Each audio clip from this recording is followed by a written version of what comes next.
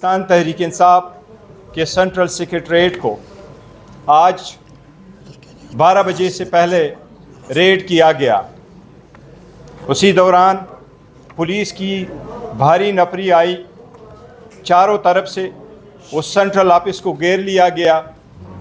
औरतें और मर्द पुलिस अफसरान सेंट्रल ऑफिस के अंदर आए, सारे दफातर के कैमरों से तस्वीरें ली, वीडियो बनवाई, सबको काशन करवाया गया। फिर रऊफ हसन साहब को अरेस्ट किया गया। सेंट्रल ऑफिस में इंटर होकर के किसी भी पॉलिटिकल वर्कर को और पॉलिटिकल पार्टी के सेंट्रल ऑफिस की जो तकद्दुस है वो पार्लियामान के बाद है। हम इस रेड की, उसकी अरेस्ट की शदीद अल्फाज में सख्त मजम्मत करते हैं। हम ये यकीन दिलाते हैं कि पाकिस्तान तहरीक इंसाफ खड़ी थी, खड़ी है और इंशाल्लाह स्ट्रांग रहेगी। निशान लिया गया, लोगों को रोका गया, इलेक्शन से आउट करने की कोशिश की गई, लेकिन उसके बावजूद लोगों ने देखा कि 3 करोड़ पाकिस्तान के अवाम ने पाकिस्तान तहरीक इंसाफ को वोट दिया। आज के एक्शन की जितनी मजम्मत की जाए कम है। कानून की बालादस्ती के लिए लाजिम है कि आप वारंट के साथ आते, हमें इतला देते, हमें बताते किस सिलसिले में आपको सर्च दरकार है। हमने हमेशा ताउन किया है, हम इस मरतबा भी ताउन करते। पहले भी नोटिस आए, हमने कंप्लाई किया, आज भी नोटिस आता तो हम हर सूरत कानून की बालादस्ती के लिए कंप्लाई करते। ये मकसद किसी भी केस की इंक्वायरी नहीं है। हमारे पास सुप्रीम कोर्ट के ऑर्डर के मुताबिक 41 एफिडेविट है जो हमने जमा किए हैं। उस 41 एमएनएस के एफिडेविट में से 38 जो इलेक्शन कमीशन में जमा हुए थे। आज हमारे KPK के MPS और पंजाब से हमारे MPS के एफिडेविट जमा होने थे। हमारे ऑफिस में पंजाब के MPS के एफिडेविट्स मौजूद थे। हमारा सारा रिकॉर्ड कब्ज़े में लिया गया, इंक्लूडिंग हमारे डॉक्यूमेंट्स। हमारे इंट्रा पार्टीज इलेक्शन के डॉक्यूमेंट्स भी लिए गए, TV स्क्रीन भी उठाए गए, कंप्यूटर भी लिए गए।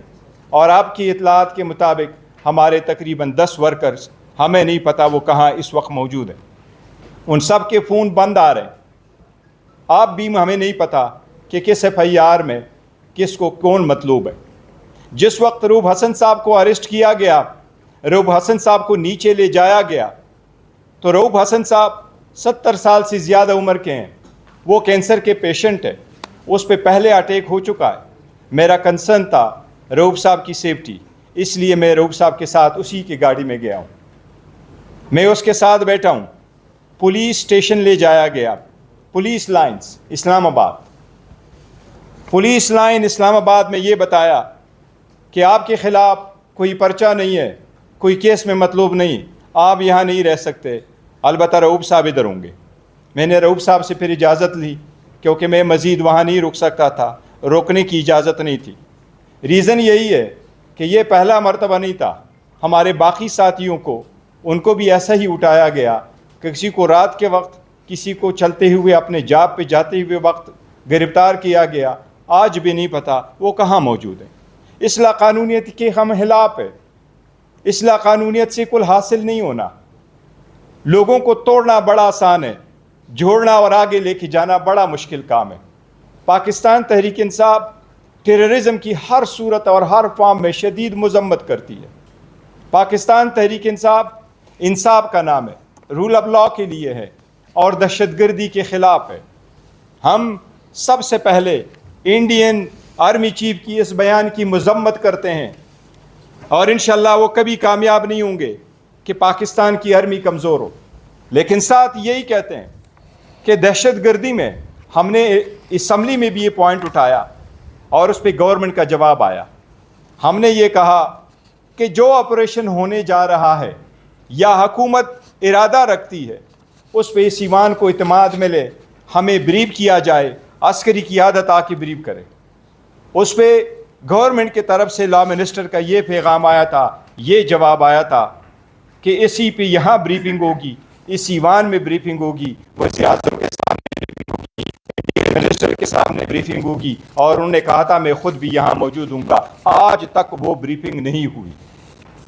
ایک پولیٹیکل پارٹی جو اتنی اسٹرانگ اور مضبوط ہو ان کو آئسولیٹ کرنا, ہر وہ اقدام کرنا جس سے اس پولیٹیکل پارٹی کے ورکر سپورٹر ڈسہارٹ ہو, صرف اس پارٹی کو ٹارگٹ کیا جا رہا ہے.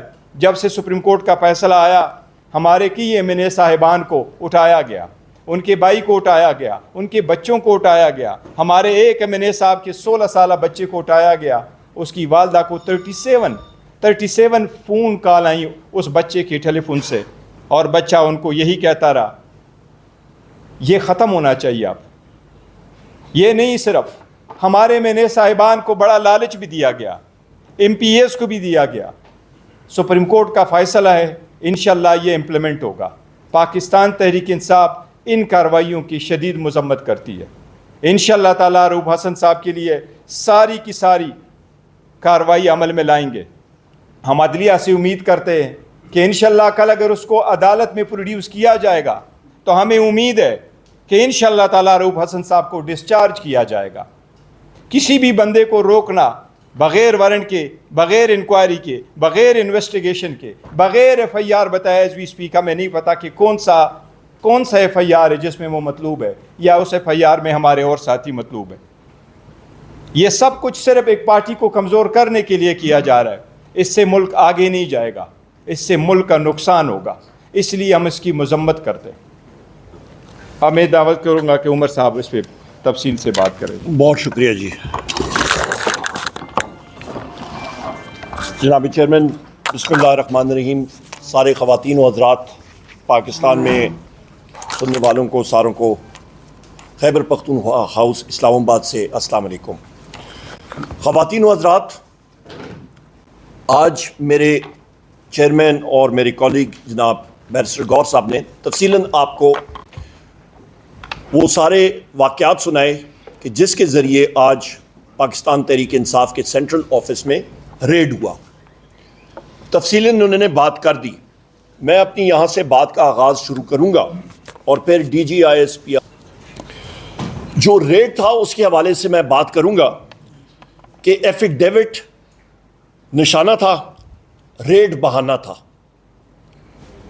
اس وقت آغاز میں یہاں سے کروں گا کہ اس فارم 47 گورنمنٹ کہ سپریم کورٹ نے جو فیصلہ اپنا سنایا اس پہ ریزرو سیٹس کے حوالے سے مائنورٹیز کا اس میں انکلوڈڈ ہے کہ وہ پاکستان تحریک انصاف کو کیوں ملے. آئے دن آپ کبھی نواز شریف کی